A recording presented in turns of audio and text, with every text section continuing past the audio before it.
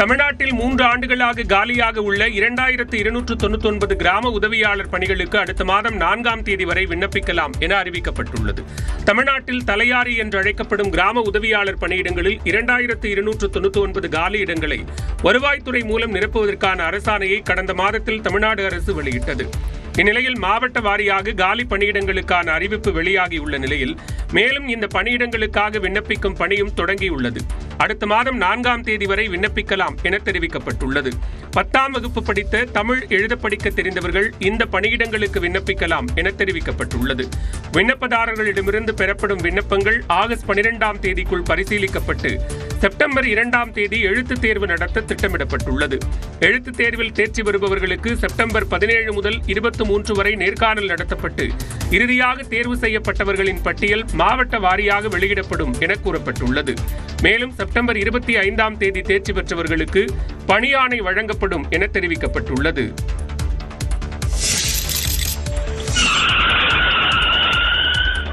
கவனக்குறைவாக சாலையை கடக்க முயன்ற முதியவருக்கு நேர்ந்த சோகம்தான் இது. சிவகங்கை மாவட்டம் காரைக்குடியை அடுத்த கோவிலூர் சாலையில் 60 வயது மதிக்கத்தக்க முதியவர் இருசக்கர வாகனத்தில் சென்றுள்ளார். பின்னால் வரும் வாகனத்தை கவனிக்காமல் முதியவர் சாலையின் வலதுபுறத்தில் திரும்பியுள்ளார். அதே நேரம் சாலையில் வேகமாக வந்த கார் கண் இமைக்கும் நேரத்தில் முதியவர் மீது மோதியது.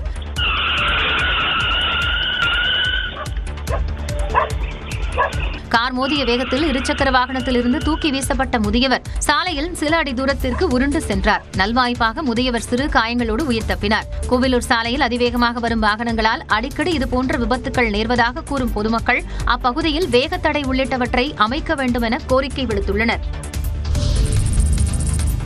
பாமக நிர்வாக குழுவிலிருந்து அன்புமணி நீக்கப்பட்டதாக கூறப்பட்ட நிலையில் அதற்கு ராமதாஸ் தரப்பு மறுப்பு தெரிவித்துள்ளது.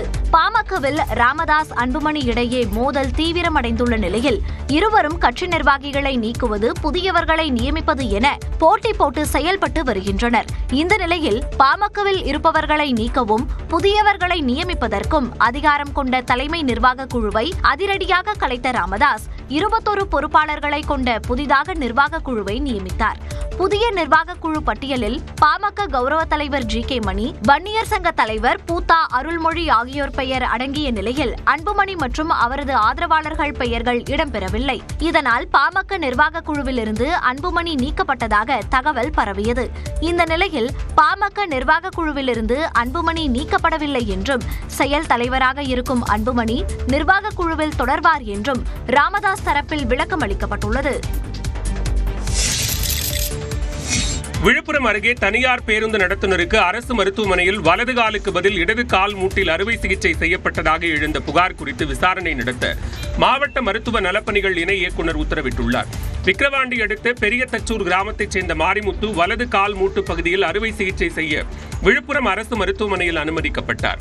மருத்துவர் சரவணன் தலைமையிலான குழு அறுவை சிகிச்சை செய்த நிலையில் இதில் மாரிமுத்துவின் வலது காலுக்கு பதிலாக இடது காலில் அறுவை சிகிச்சை செய்யப்பட்டதாக கூறப்பட்டது. இது தொடர்பாக மருத்துவமனை நிர்வாகம் அலட்சியமாக பதிலளித்ததாக மாரிமுத்துவின் மனைவி தங்கம்மாள் குற்றம் சாட்டியுள்ளார். இந்த விவகாரத்தில் உரிய விசாரணை நடத்த வேண்டும் என விழுப்புரம் மாவட்ட மருத்துவ நலப்பணிகள் இணை இயக்குநரிடம் அவர் புகார் அளித்தார். இதனைத் தொடர்ந்து விழுப்புரம் அரசு மருத்துவக் கல்லூரி மருத்துவர்கள் அடங்கிய 4 பேர் குழு விசாரணை நடத்தி 2 நாட்களில் அறிக்கை அளிக்க இணை இயக்குநர் உத்தரவிட்டுள்ளார்.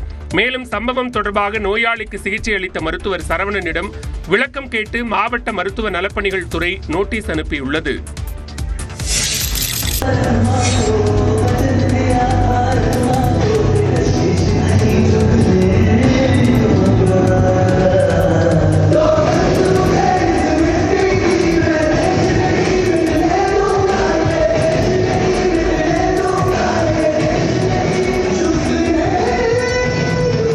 சென்றுள்ள பிரதமர் நரேந்திர மோடிக்கு அங்குள்ள இந்தியர்கள் நடனமாடி உற்சாக வரவேற்பு அளித்தனர். 5 நாடுகளுக்கு 8 நாள் பயணமாக பிரதமர் நரேந்திர மோடி சென்றுள்ளார். இதில் கானா, டிரினிடாட் அண்ட் டொபாகோ, அர்ஜென்டினா நாடுகளை தொடர்ந்து பிரேசிலுக்கு சென்றுள்ளார். தலைநகர் ரியோ டி ஜெனிரோவில் பிரதமருக்கு உற்சாக வரவேற்பு அளிக்கப்பட்டது. குறிப்பாக அந்நாட்டில் உள்ள இந்தியர்கள் சார்பில் ஆபரேஷன் சிந்தூர் வெற்றியை குறிக்கும் வகையில் நடன நிகழ்ச்சி நடத்தப்பட்டது.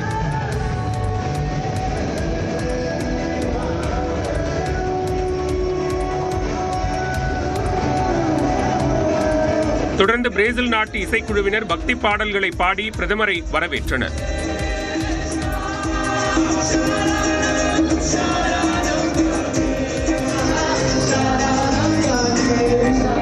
நடைபெறும் 17வது பிரிக்ஸ் மாநாட்டில் கலந்து கொள்ளும் பிரதமர் பல்வேறு நாடுகளின் தலைவர்களையும் சந்திக்க உள்ளார். மேலும் பிரேசில் தலைவர்களை சந்தித்து இருதரப்பு உறவுகளை மேம்படுத்துவது குறித்தும் ஆலோசிக்கிறார்.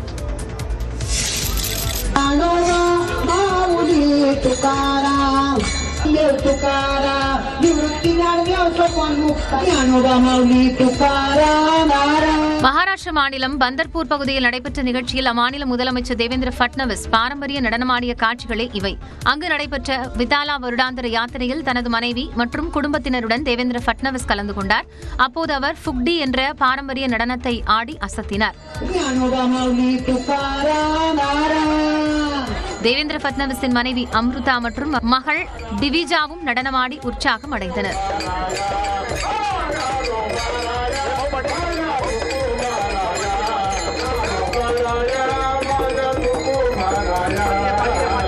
அவர்களின் நடனத்தை அங்கிருந்தவர்கள் ரசித்து பார்த்தனர். சுற்றுச்சூழல் பாதுகாப்பு தொடர்பான விழிப்புணர்வு நிகழ்வும் நடைபெற்றது.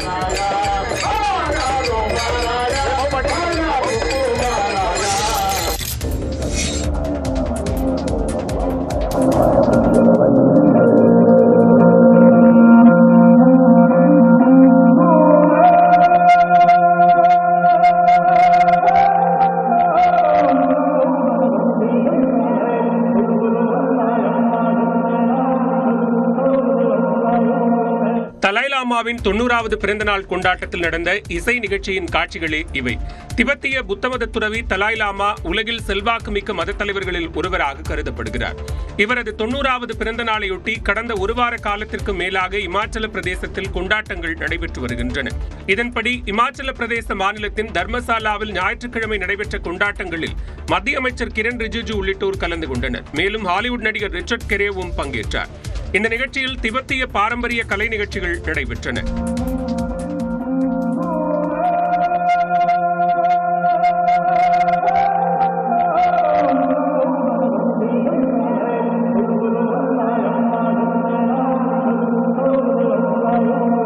புதிய தலாய் லாமாவை நியமிக்க வேண்டும் என சீனா வலியுறுத்தி வரும் நிலையில் தாம் இன்னும் 30 ஆண்டுகளுக்கு வாழ்வேன் என்று தலாய் லாமா கூறியிருந்தது குறிப்பிடத்தக்கது. உச்சநீதிமன்ற வரலாற்றில் முதன்முறையாக ஊழியர்கள் நியமனம் மற்றும் பதவி உயர்வில் பட்டியலின பழங்குடியினர் மற்றும் இதர பிற்படுத்தப்பட்டோருக்கும் இடஒதுக்கீட்டை அமல்படுத்தும் வகையில் தலைமை நீதிபதி B.R. கவாய் விதிகளை திருத்தியுள்ளார். இது தொடர்பான சுற்றறிக்கையை அனைத்து ஊழியர்களுக்கும் உச்சநீதிமன்றம் அனுப்பியுள்ளது. அதில் ஊழியர்கள் நியமனம் மற்றும் பதவி உயர்வில் பட்டியலின பழங்குடியினர், இதர பிற்படுத்தப்பட்டோர், மாற்றுத்திறனாளிகள், முன்னாள் ராணுவ வீரர்கள் மற்றும் சுதந்திர போராட்ட தியாகிகளை சார்ந்தோருக்கு இடஒதுக்கீட்டை அமல்படுத்தும் விதமாக உச்சநீதிமன்ற அதிகாரிகள் மற்றும் பணியாளர்கள் சேவை மற்றும் நடத்தை விதிகள் 1961 திருத்தம் செய்யப்பட்டிருப்பதாக தெரிவிக்கப்பட்டுள்ளது.